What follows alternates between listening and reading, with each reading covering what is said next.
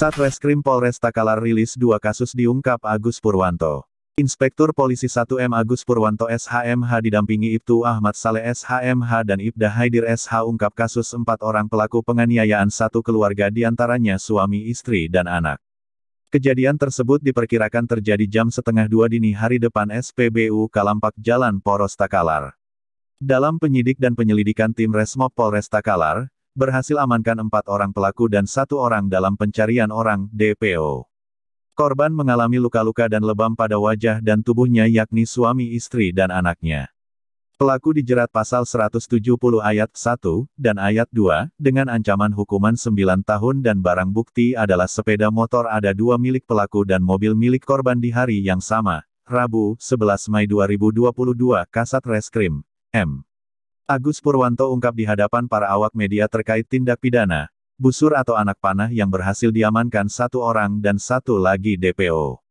Korban bersama rekannya mengejar si pelaku tiba-tiba, pelaku menembakkan busur, hanya saja anak panah hanya mengenai kendaraan yang digunakan korban.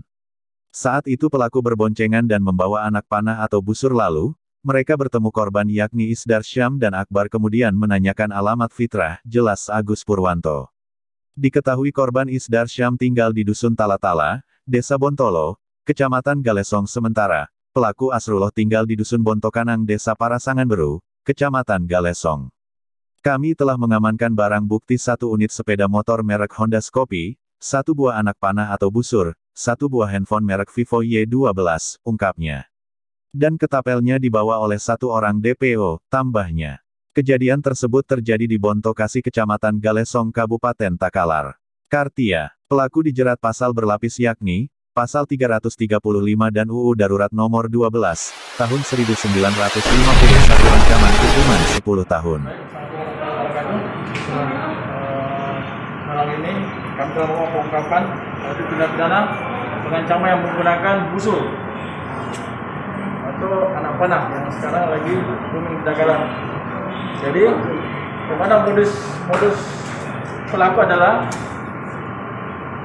datang ke Kecamatan Galesong, datangi rumah, di mana pada saat itu pelaku mengancamkan, membentangkan anak panah mengancam korban,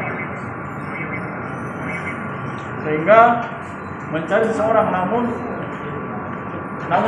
setelah melakukan pengancaman, para pelaku mendengar lokasi tersebut, sehingga korban ikut mengejar pelaku. Namun pelaku pada saat pengejaran, pelaku mengusung korban, sehingga mengenai kap motor korban, sehingga korban kemudian tak boleh lagi melakukan pengejaran. Nah, setelah ada laporan dari korban, kami langsung melakukan tindakan penyisiran terhadap pelaku yang identitasnya sudah kami ketahui, dan alhamdulillah satu orang tersangka telah kami dapatkan dan 1 DPO, di mana lokasi tersebut terjadi di Bontokasi, Kecamatan Galesong.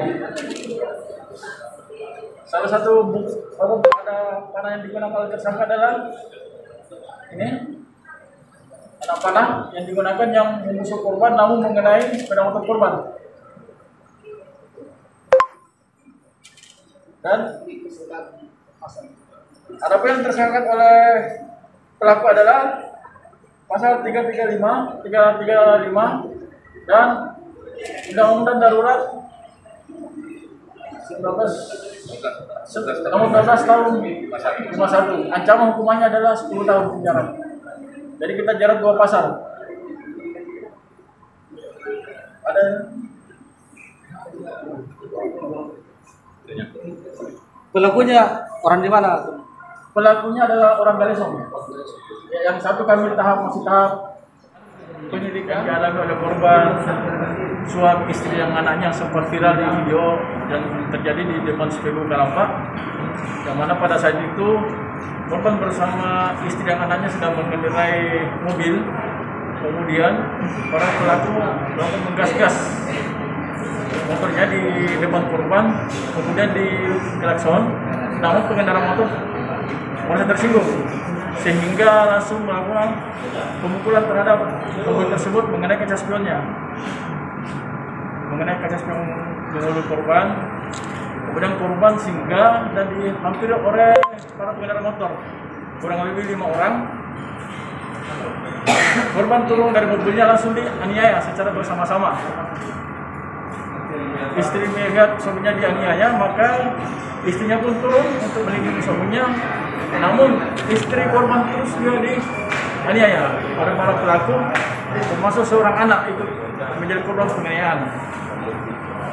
Kejadian tersebut terjadi sekitar jam 1:30 dini hari pada hari Selasa tanggal 3 Mei 2022. Kami melakukan penyidikan dan penyidikan. Alhamdulillah para pelaku 4 orang telah kami amankan dan sisa 1 orang yang menjadi DPO. Adapun motifnya pelaku melakukan penganiayaan ini tidak terima dikira suami sehingga dia tersinggung, sehingga dasar itulah melakukan penganiayaan terhadap korban. Untuk kondisi korban sendiri? Untuk kondisi korban pada saat itu adalah mengalami luka-luka lebam pada bagian mukanya, bagian tubuhnya, termasuk suaminya, anaknya ikut mengalami tindak pidana penganiayaan. Para tersangka dijerat pasal 170 ayat 1 dan ayat 2 dengan ancaman hukuman 9 tahun. Pelaku 4 orang kita sudah amankan dan 1